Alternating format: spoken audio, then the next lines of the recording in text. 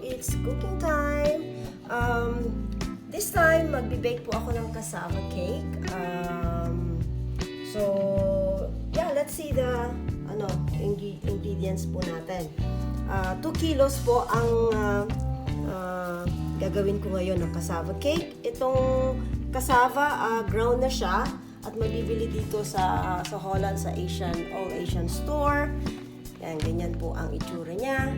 And this is 1 kilogram. Okay, so 2 kilos cassava cake. And so, 2 cans of condensed milk. And then, macapuno, milk, coconut. Mabibili po ito sa Asian store din. Meron silang mga Filipino products. So, Philippine product, yeah. Okay, and then, coconut milk, 2 can din. Tapos, 4 na itlog. And then, isang butter, buo, melted siya. And then, nilalagyan ko po ng konting vanilla extract. Okay? Okay, let's start po lahat, no? Yung mga ingredients po natin. Una, itong melted butter. So, let's just mix like this. Yes. Okay. And then, we'll mix our eggs. Ganyan siya. Okay. Mix po natin muna siya.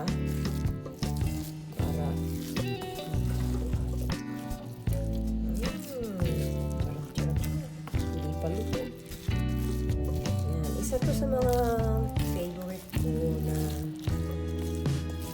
kain Pinoy.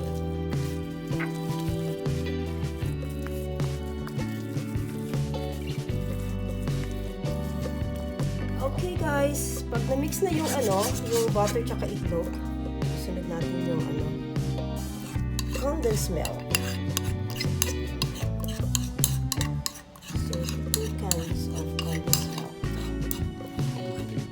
Na po natin itong coconut milk. Gosh,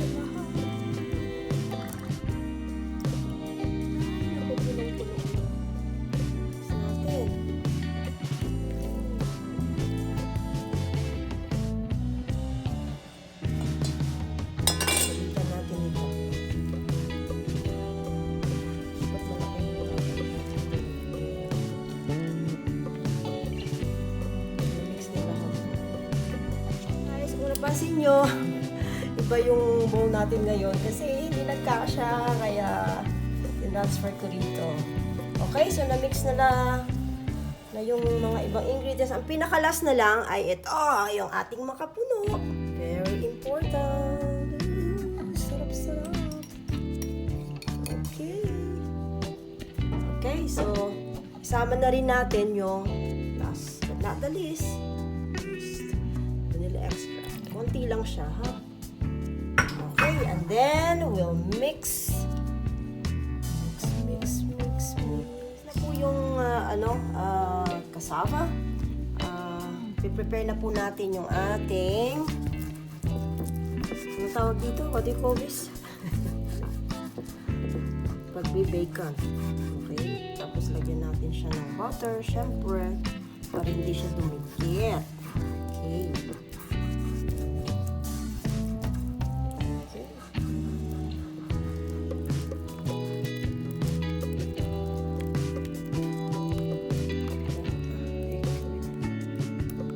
Kalahati nito.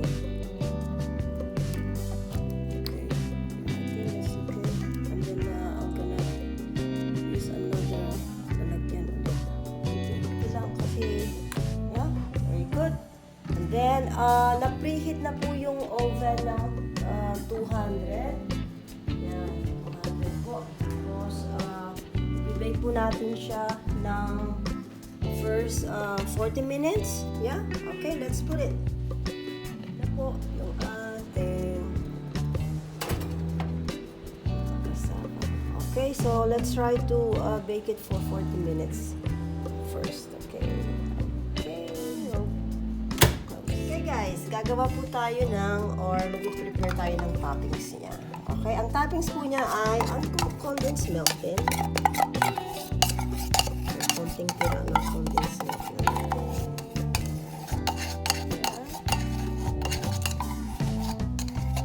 Okay. And then, coconut milk.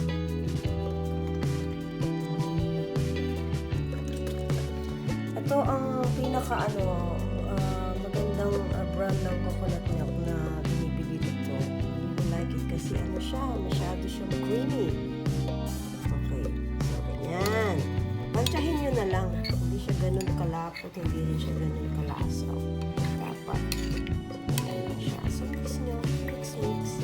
And then, so, pag naluto na po yung nabake na po yung cassava ng 40 minutes, so, ilalagay po natin ito lahat. And then, pinakalas ay cheese. Yeah, ng Holland. The best.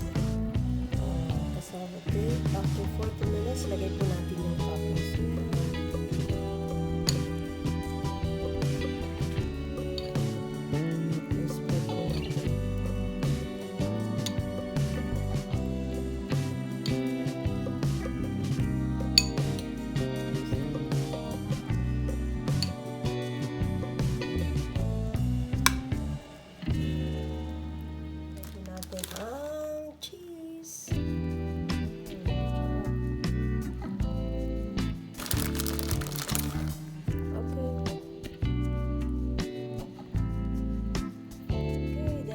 Balik po natin ulit sa oven, and this time lagay po natin sa 180 degrees, and then mga 15 minutes po. So 180 degrees, put it back, and then we leave it for like 15 minutes pa po. Okay, so ito na yung finished product natin, ang ating cassava cake with toppings niya ay ang cheese. So we grilled another 5 minutes para magkaroon ng ganyang kulay. Okay, so enjoy, and don't forget to subscribe sa Pinoy Planet.